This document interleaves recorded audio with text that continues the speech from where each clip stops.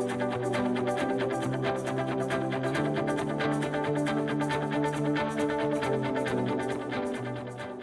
morning, everyone, and welcome to my first webinar. And first, let me tell you, this is my first one. I'm not a professional speaker. With a name like Babineau, I am from South Louisiana, and yes, I'm a Cajun, so bear with me. Hopefully, my voice carries clearly, and you'll be able to understand me nice and clear as I go through the presentation. Excuse me. I want to open up by just giving you an idea of the agenda for my presentation this morning, and it's to introduce you to a little bit about what Hess Corporation is, what Hess stands for.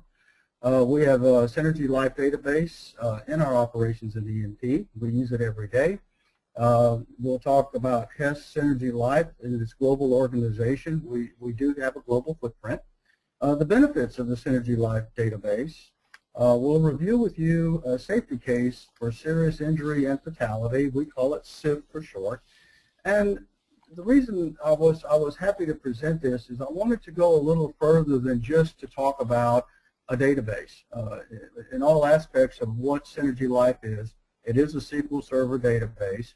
And databases in and of themselves are just a place to store things. It's a repository. Where I see the value and where we see growth and we see tremendous utilization of the system comes from things that we've done, and we've grown it as we've moved along. So therefore, we'll talk a little bit about SIF and what that means. That's just simply the growth that came out of using the data that we're already capturing in our database. And at the end of the presentation, we'll wrap up with a conclusion and open it up for your questions and answers. And please be active. Please jot down the notes or send them in. We would really, really like to hear from you and respond accordingly, because this is information sharing, and we'd really like it to be a two-way communication.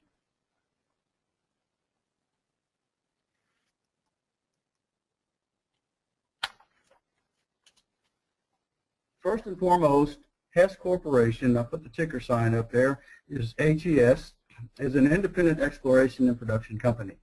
Overall, we have 14,350 employees.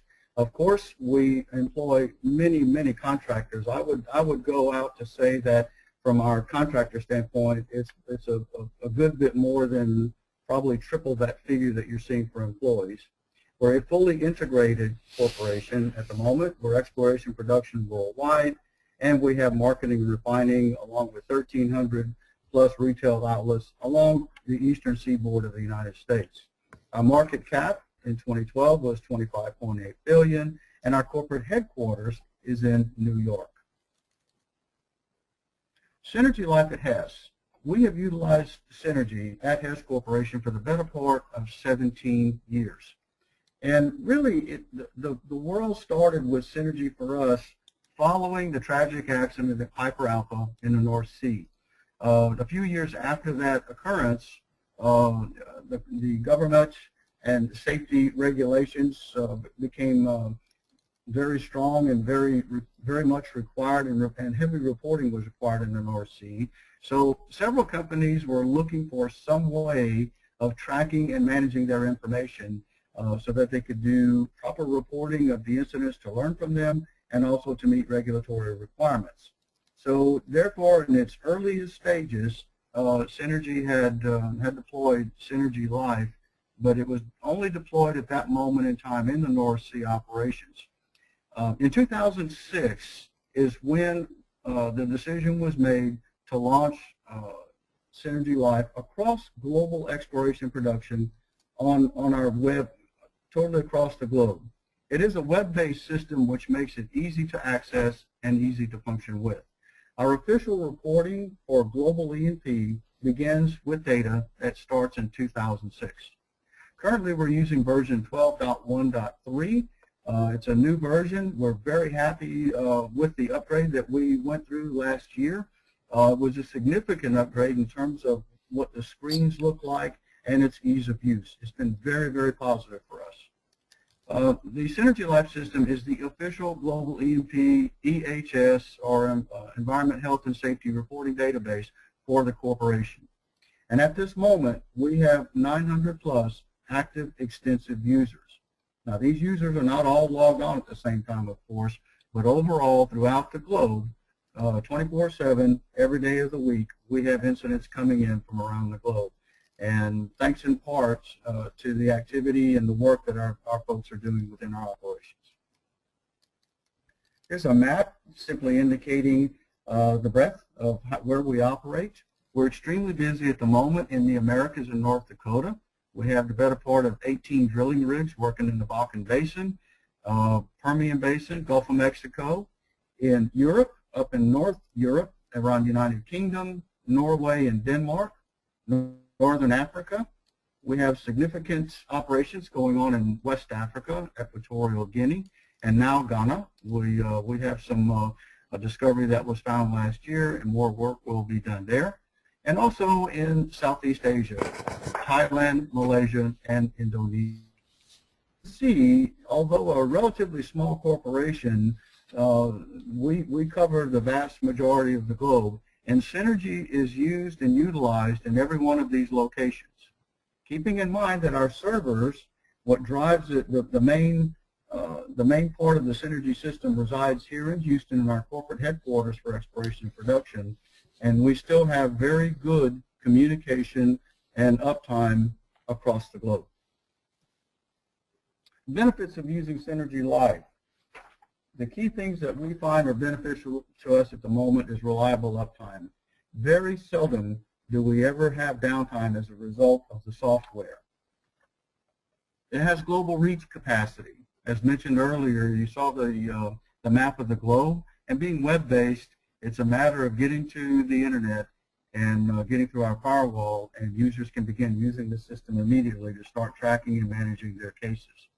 Also, the system has a very robust email notification system, which is driven and managed by the local administrator in our company. I'm the primary administrator, and I have one person that assists me as a backup. And we do a lot of that work ourselves, or the most of it ourselves, in terms of managing the data fields within the database and the email notification system.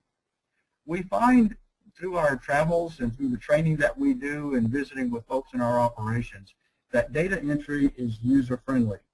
Our populace and the folks who actually input the data are within operations. We've elected to go that route simply for the fact that the best place to get the information, the most timely and the most accurate, is going to be around having the folks do it within the field. So therefore, the system is easy to work with, and most of the data input is through pick list and pull down list, which we have the ability to manage and track ourselves as far as being administrators. We have minimal text entry, so that allows users to go through the system in a systematic way and select information through these lists. And then by selecting through these lists, that then permits us on the reporting side to do as much analytics or analytical reporting or trend analysis as necessary and using a variety of fields. Action management within the system, and this is for our corrective and preventive actions, is very robust, and it's also very easy to use. One of the key things that we found with our action management program, or the way that it's set up in Synergi, is it really helps when we have position accounts. I don't know about your organization, but in oil and gas in our organization, often we have shifts of people that work 28 and 28 or 14 and 14.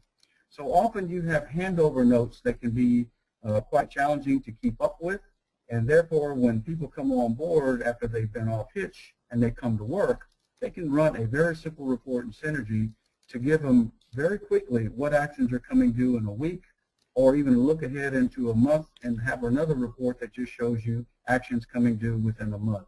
So therefore, we, in a lot of cases, eliminate the need for handover notes and additional paperwork. Reporting flexibility, the reporting is flexible and is very consistent. Again, driven off of pick list and pull down list and different kinds of hierarchy that you can build within your system. You can manage and run reports in any number of different ways to meet your business needs. The system also keeps up with and we track leading and lagging performance indicators. For instance, a lagging indicator would be total reportable injury rate, whereby we take the OSHA recordable injuries and we also capture the number of man hours or exposure hours within the system, and we run reports to combine those two, and with proper criteria selection can actually come up with TRIR.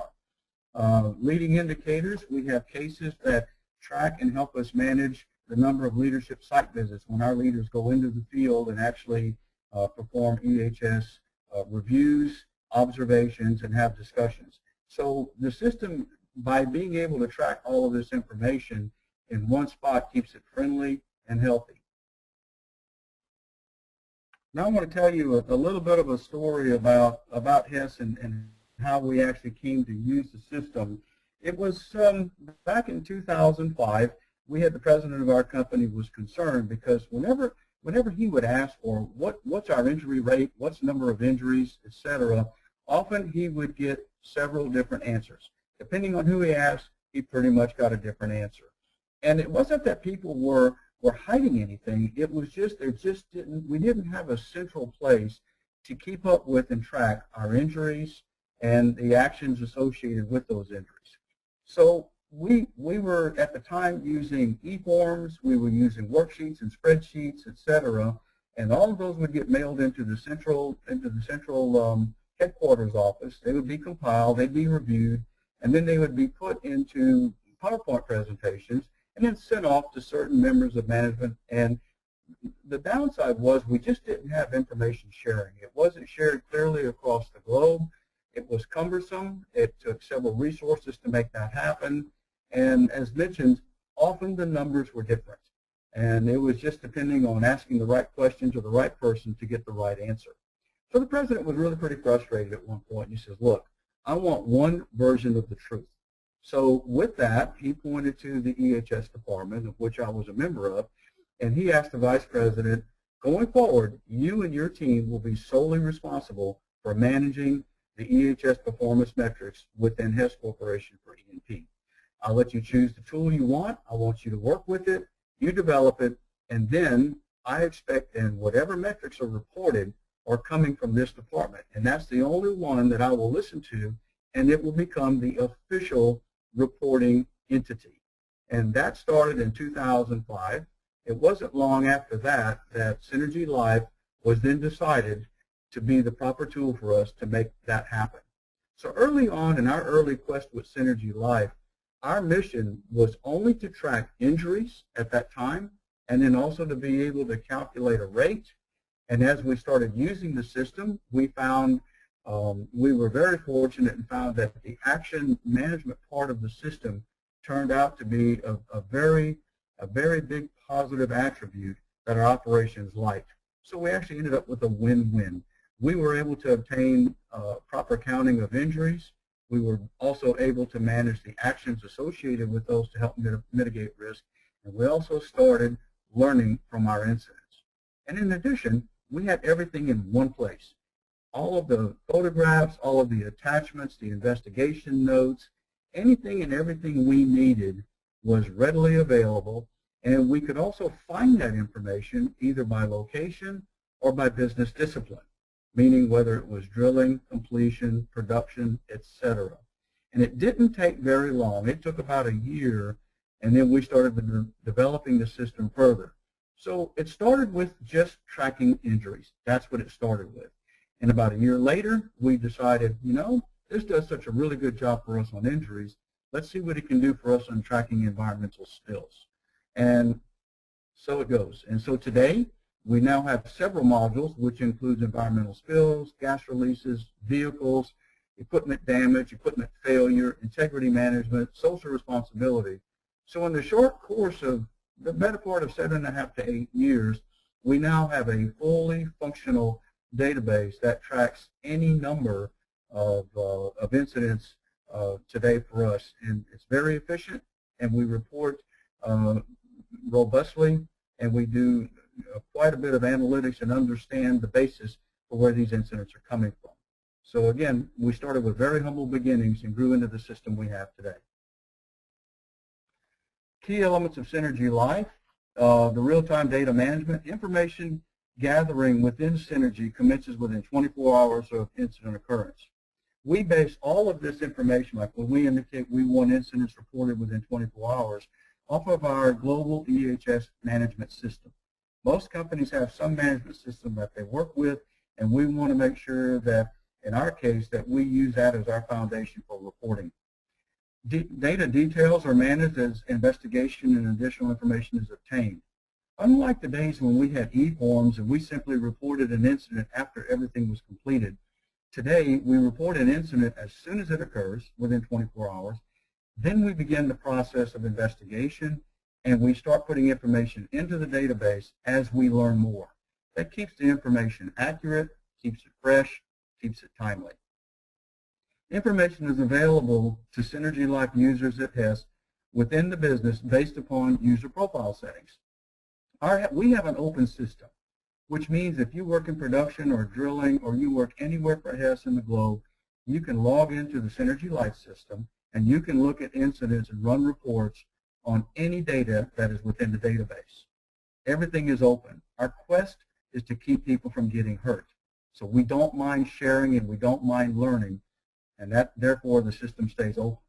However, in terms of data management, in terms of editing data, we limit that again using user profiles. So for example, a user who is in drilling can only edit or approve cases that are within the drilling world.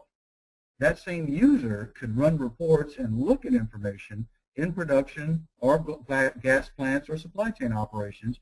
However, they're not able to do any editing in any of those other cases. And we have found that to be a very strong benefit for sharing information at Hess Corporation. The system is easy to use data entry.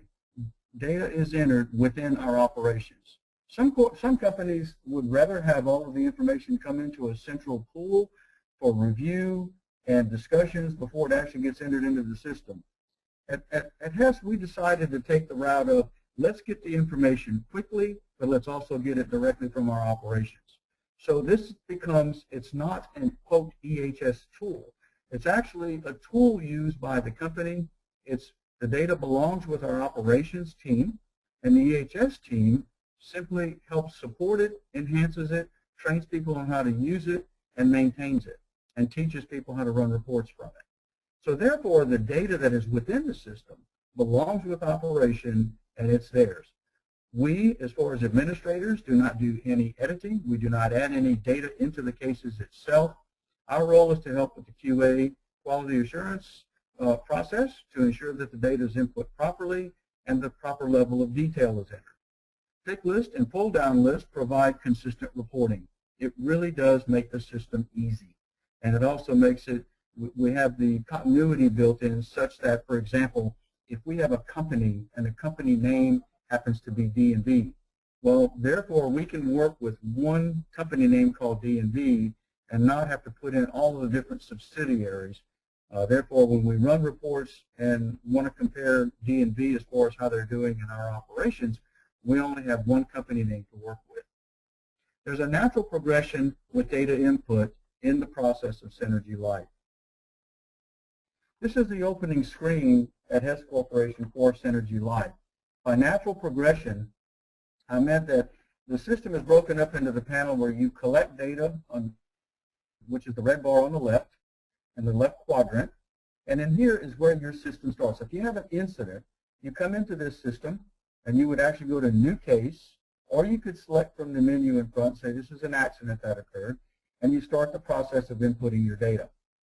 Processing or case searching, looking for things, is done within the processing module up on the top right quadrant. Bottom left, you see analyzing. This is where we store our reporting functionality. This is where you can also build reports and save them as stored keystrokes to what's known as favorite report writing.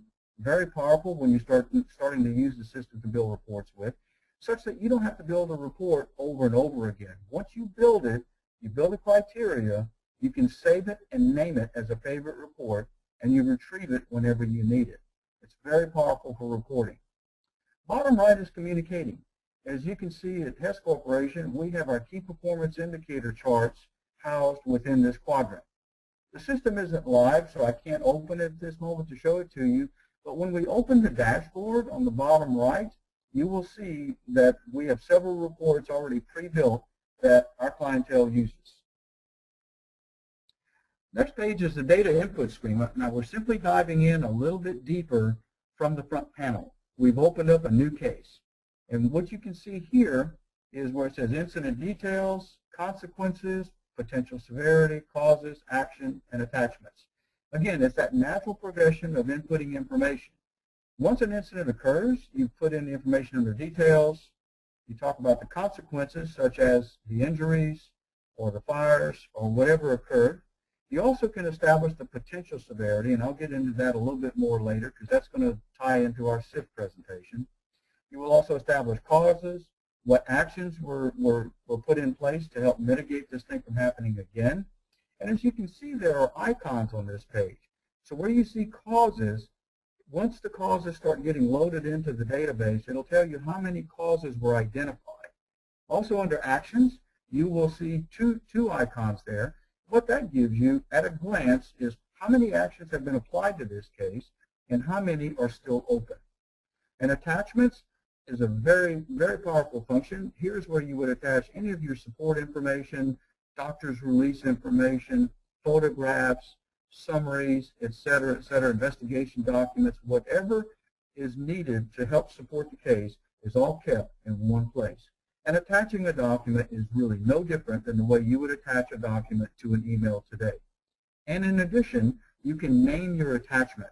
It's a text field. So you can actually type in, this is a photograph of the northwest quadrant of the area where the spill occurred. And then you can have the photograph attached to it, which makes it really nice when you're looking at your attachments to identify what they are.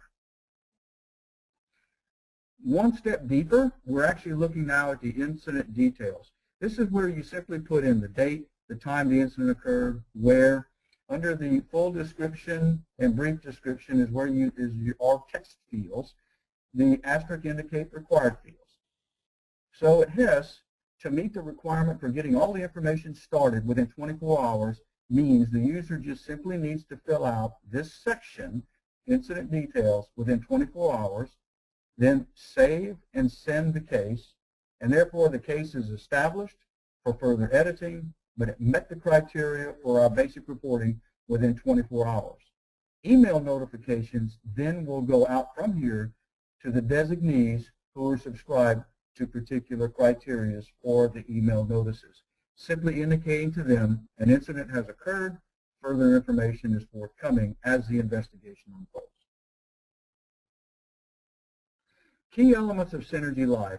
Its flexibility of data fields to align with the business. Pick, list, and pull down data are managed by the Synergi administrator. We really like that because we want to be able to respond quickly. If we have a new rig or a new location that comes on board, or we have an incident that involves a new company that's not in our existing list, this is something that we can do ourselves at Hess through the Synergi administrator function in a time factor of less than 5 minutes. So it gives us the ability to respond quickly, and it helps the users complete their data input. It's fit for purpose. Everything within this Synergi database is guided by the needs of our operations. And it's aligned with the business management system or the EHS management system. Again, that always serves as the basis for our reporting. Next, one of the key elements of this system is it allows us to input and establish potential severity.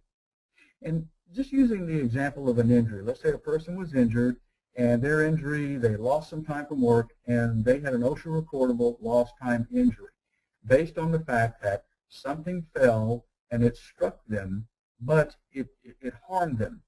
So we want to look at one step further. We want to look at, well, what potentially could have happened? And when we start asking the question of what could have happened, it becomes a little bit subjective, and there has to be some other factors brought in, some other risk factors brought in that guide us into understanding, well, yes, we had a lost time injury, and that is bad. We're not happy about it, but you know what? It could have been worse. We could have had a fatality had that person been standing 6 feet more to the left. So it's very important, as soon as possible when you have your system up and running, to actually have that capability of establishing potential severity. Synergi supports that in a 5x5 matrix format, and it does come with the basic accident case type. So you can immediately start using it. Now, from the standpoint of potential consequence, the best way that I know to explain it, and we use it at Hess, is to simply remove one safety barrier from the incident that already occurred. It's just that simple. So in this case, the fellow was struck, he was injured, but if we remove the barrier, and what one of the barriers was, if he was standing a little bit more to the left and that piece of pipe or whatever struck him directly on top of his head, we could have had a fatality. So it's, again, adding that element of uncertainty and taking it one step further, one step beyond the actual consequence. Now keep in mind, as mentioned, this is subjective, and we recommend you always do the setting the potential severity in a group. At Hess, we do this with involvement from one EHS team member, a member from the operations, and the person who is in charge of the case. So therefore, we get 3 views, and between those 3 people in a group, they decide how to establish potentially what could have happened. You apply this to accidents with consequences, and you would apply potential severity to near-miss or near-hit incidents. And this is critically important. Often we know that when we have a near-miss, we were just very lucky. But we want to learn from that.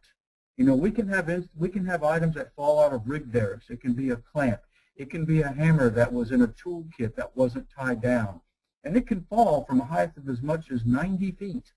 And if it weighs 3 pounds at 90 feet and strikes you, pretty sure it's going to kill you. It's going to hurt you, or it's going to have significant or major impact on you, and it could create a life-altering injury.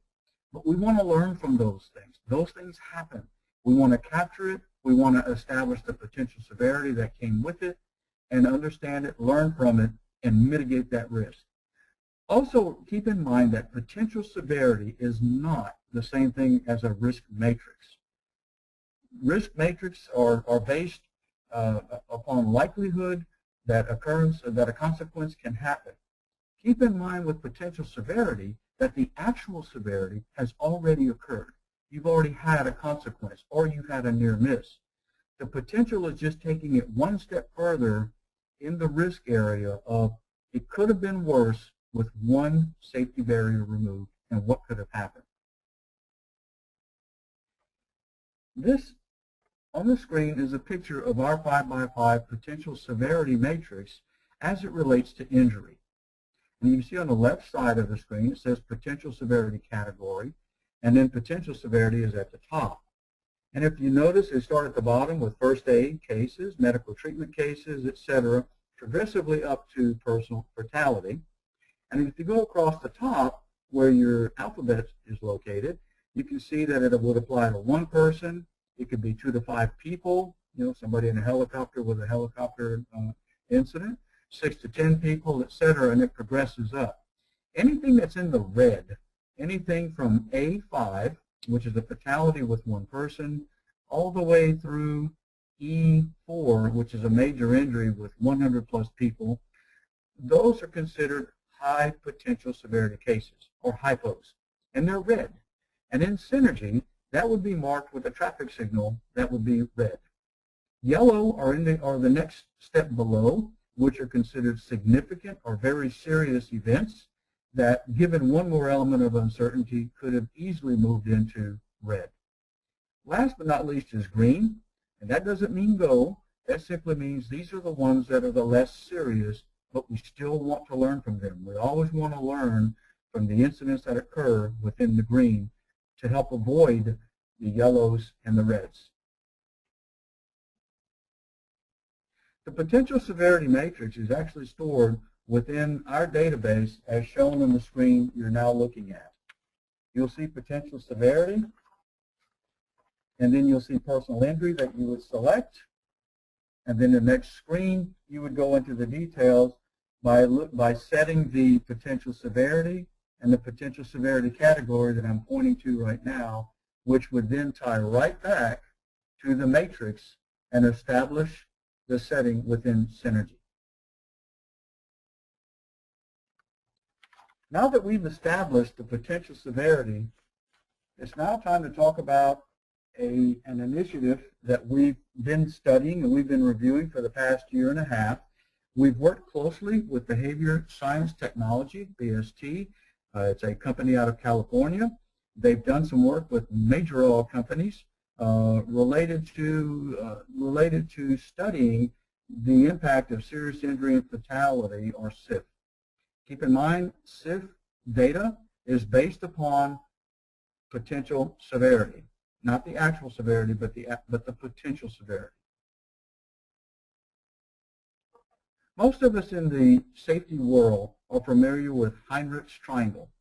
The theory being that we want to discover and report as many unsafe acts as possible and near-miss events at the lower end of the triangle, which in turn, if we do a proper job with those and then do the proper actions with them, will help minimize the number of injuries, lost time injuries, and fatalities. So the theory being we want to do more in terms of reporting at the lower end of the spectrum on this triangle to prevent the fatality or the lost time injuries or the recordable injuries at the top of the triangle.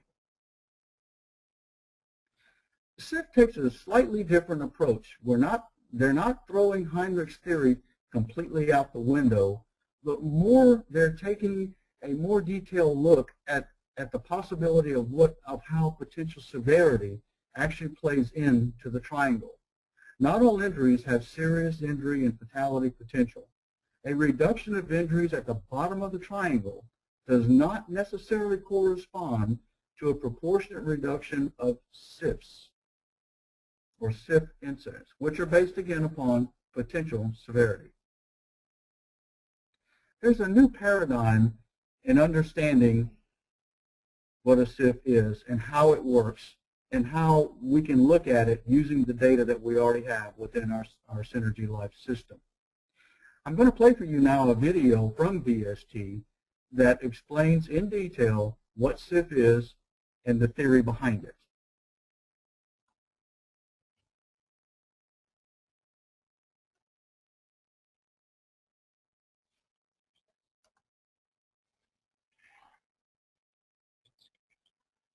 In the past 3 to 5 years, a very perplexing global injury pattern has emerged across organizations and industries.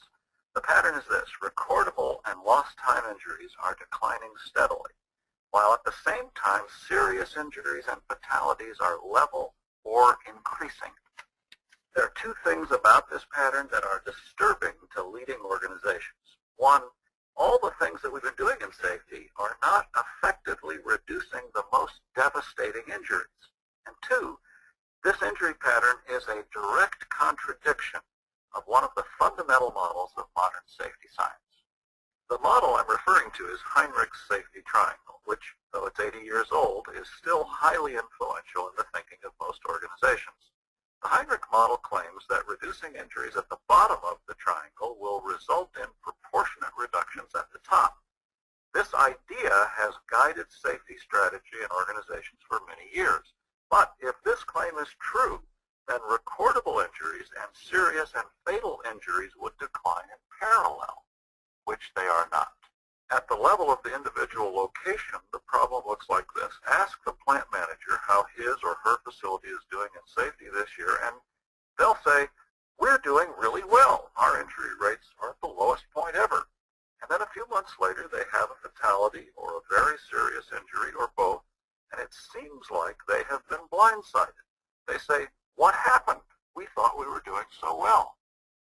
In response to this situation, BST and Mercer ORC got together with a group of 7 global companies to see if we could understand this problem and develop a strategy to address it.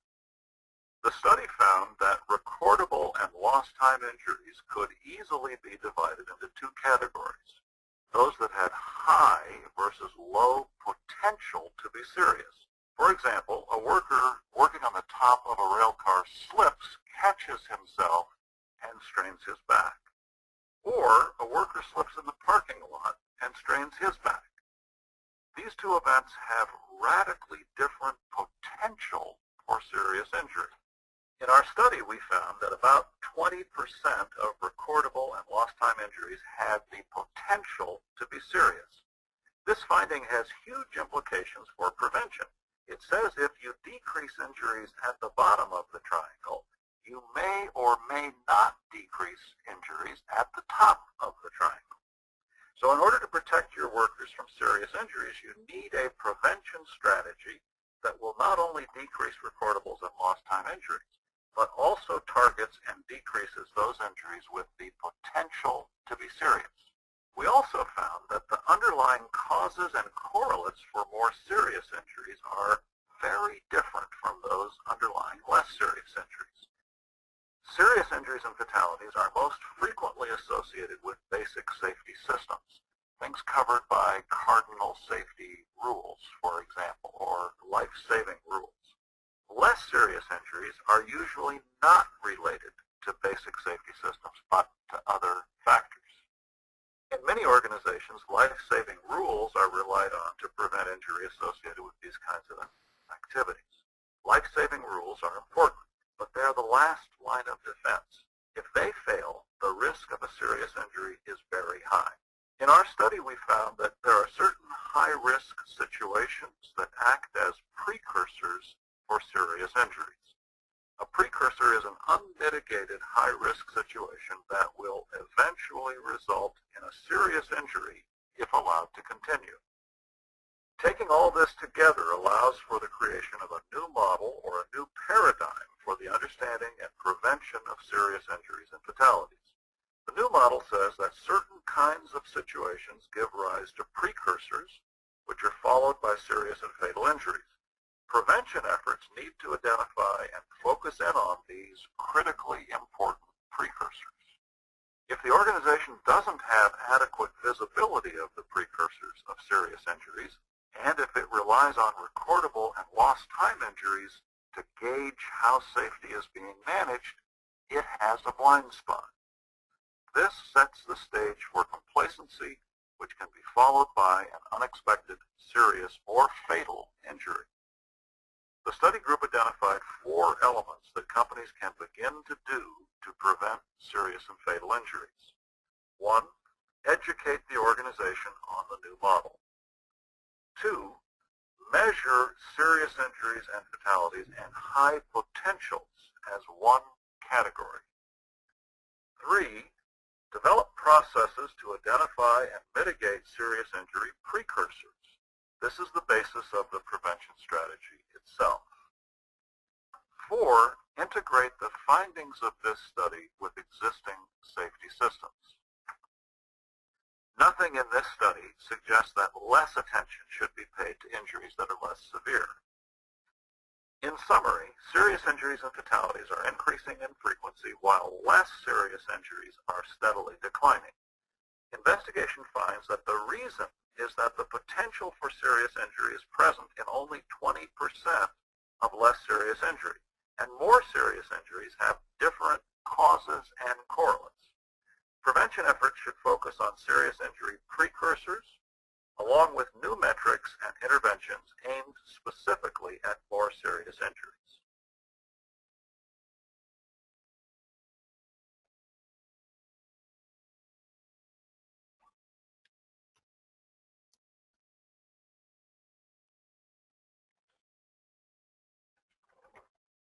So why is this important?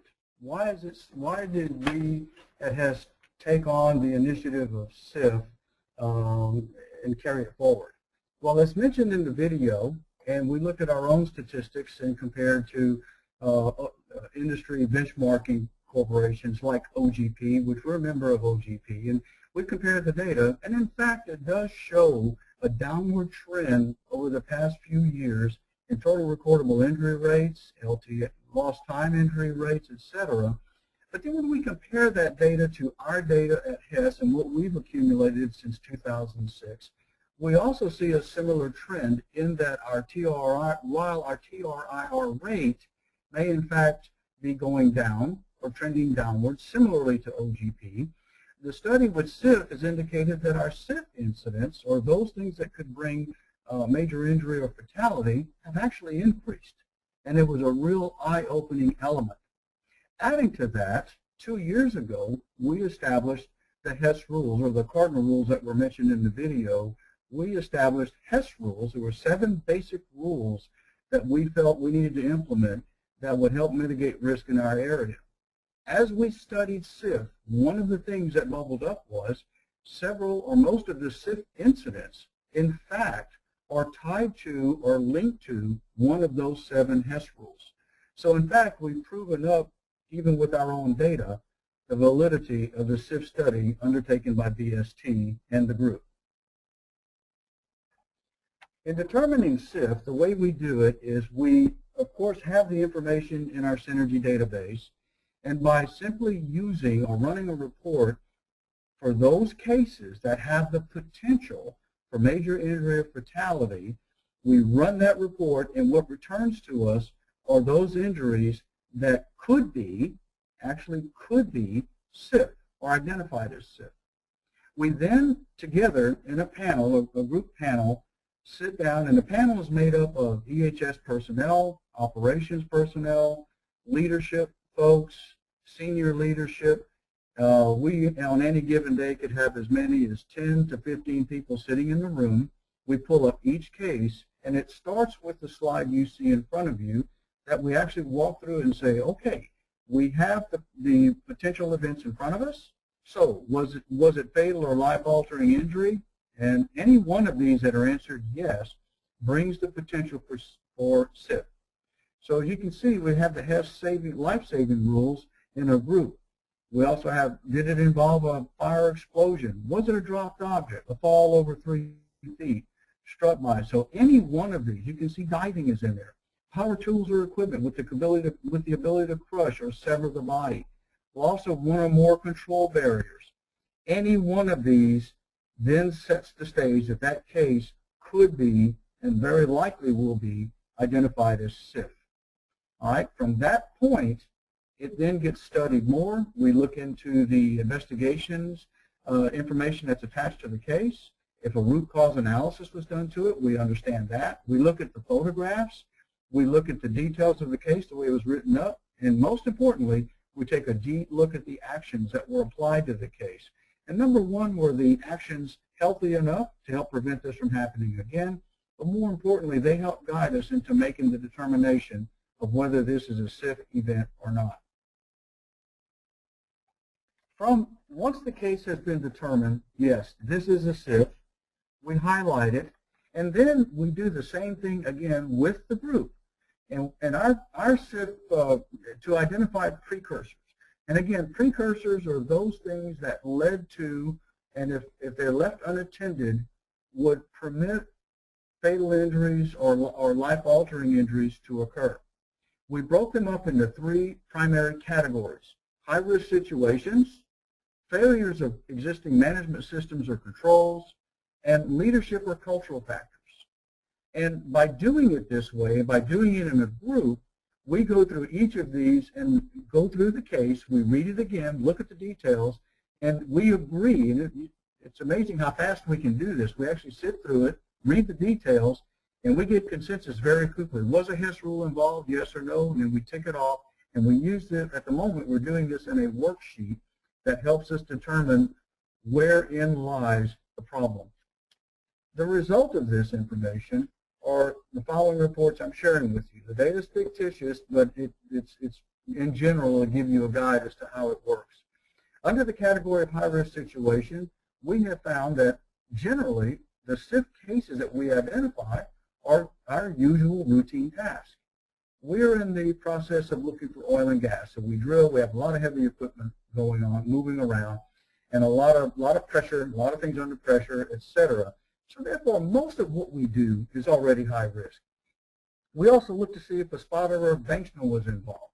We're working at height. What is the potential for dropped objects? Or we did not have the right equipment. So that's just under one category, high-risk situations. Failures of management system.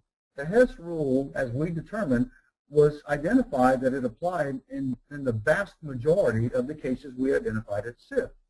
The second most important precursor was pre-job planning missed the exposure.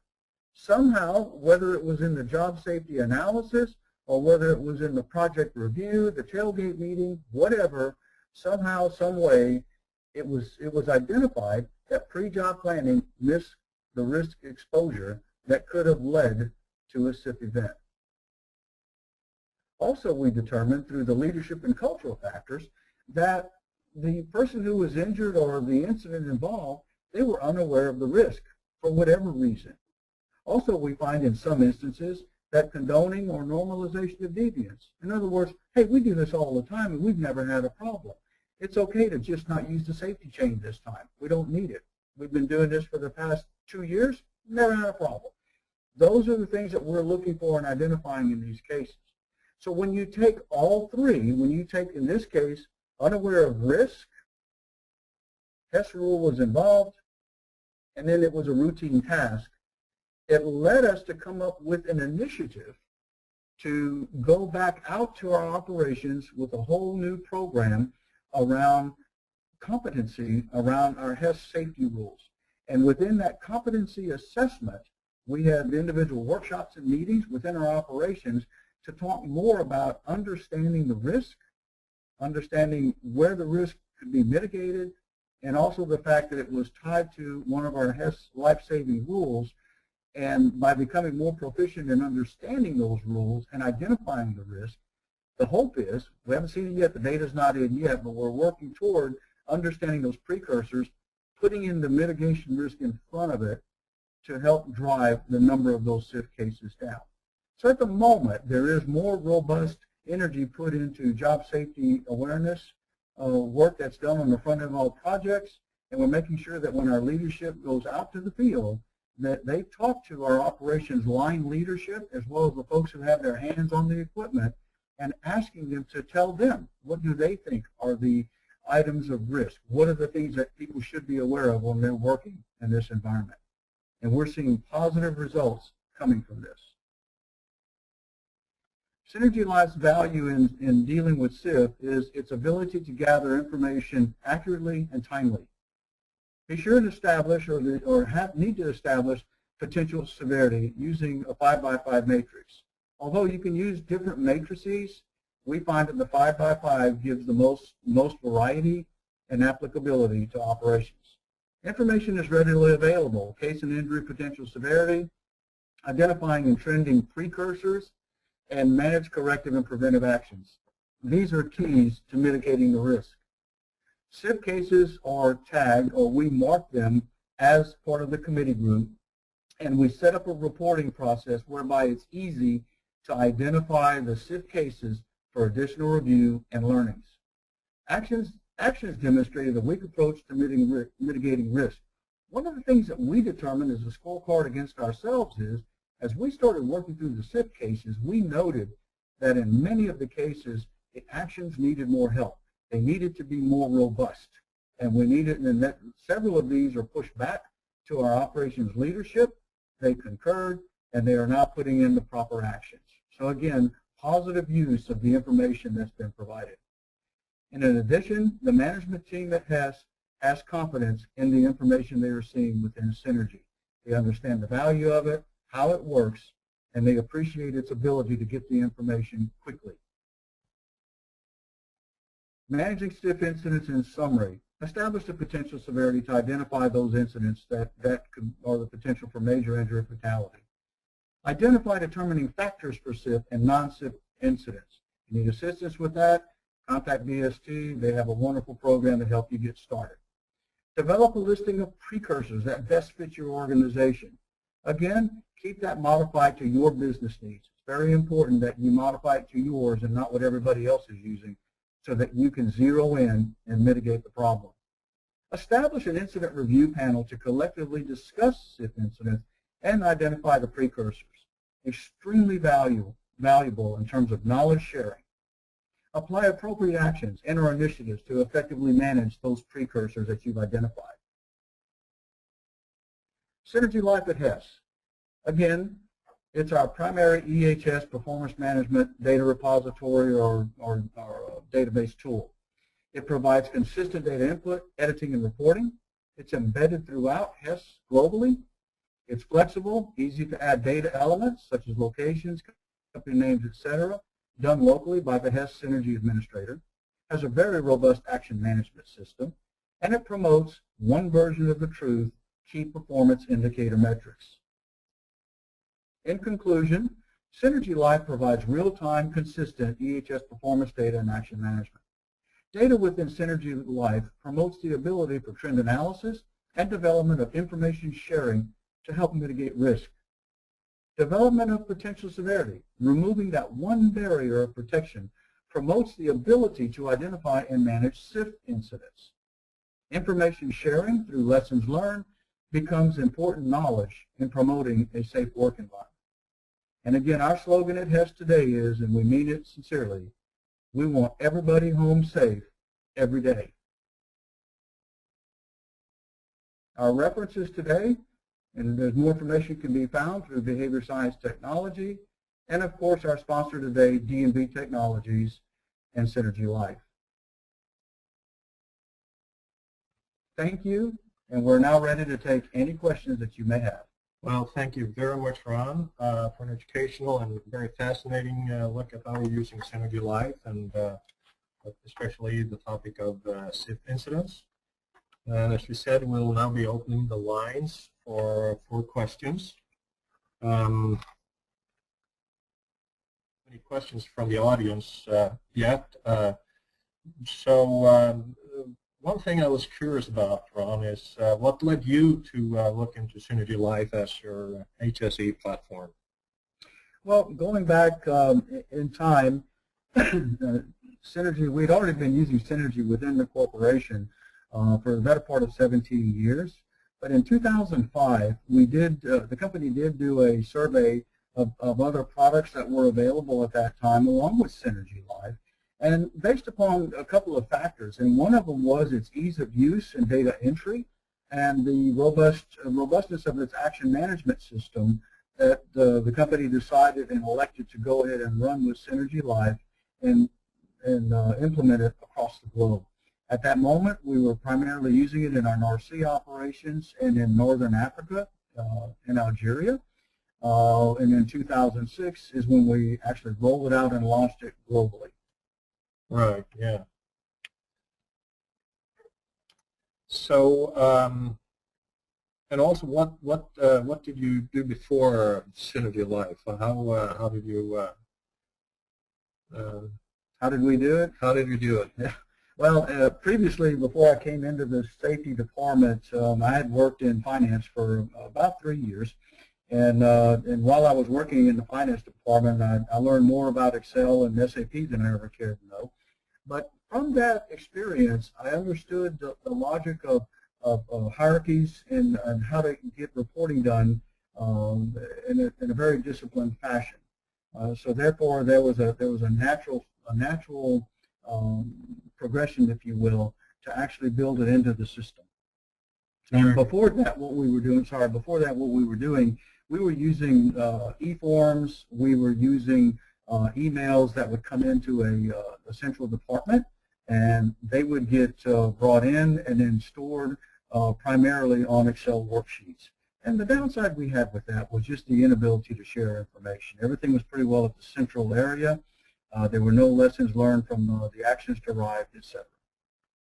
Okay, I see we have a few questions coming in here now over the chat. One of the questions here from the audience is, in the potential severity matrix, what are the numbers inside the cells?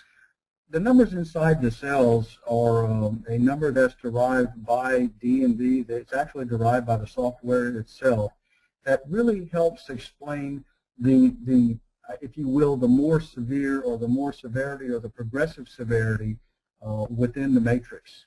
It's not an assigned number. As a matter of fact, within the Hess system, when you're actually running reports in the system, users do not see the numbers. They're only seeing the traffic signal of red, yellow, or green. But it really does help segregate and provide that ability to progress the potential severity. And as you can see for injuries, that progression is based upon, generally, it's the actual severity of the injury that occurred, compared with the number of people that were involved. So you would understand that the potential for a fatality with 100 more people would be high. It would be a high potential, but it would also be more than say if one person was in the potential severity. Now that's not taking anything away from fatalities. It's not. Please don't misunderstand. But what that number does is simply provide that ability to progress. Okay, we have another question here for Ron. Could you please give an example of on removing a layer of protection approach? Yes, and I actually have an example that came in this week. We had an incident in one of our operations where there was a fire that had occurred. There were some people working close to the fire. Fortunately, no one was injured. But the way that it worked was the lease operator who discovered the fire, and eventually there was also an environmental leak with it, the lease operator had come around on his normal rounds and had discovered the smoke coming from the valve shack, as we call it. So, of course, he got out and he went inside, and that's when he discovered the fire, and he also discovered that one of the valves was leaking, which was fueling the fire. Now, this could have been a very, very significant situation that could have led to an explosion. It could have led to fatality. So, without a doubt, it was a SIF. Now, here's the interesting part about the story. Removing that one safety barrier. That lease operator, that wasn't his day to go to the field. It was one of those things where they go to that particular field twice a week.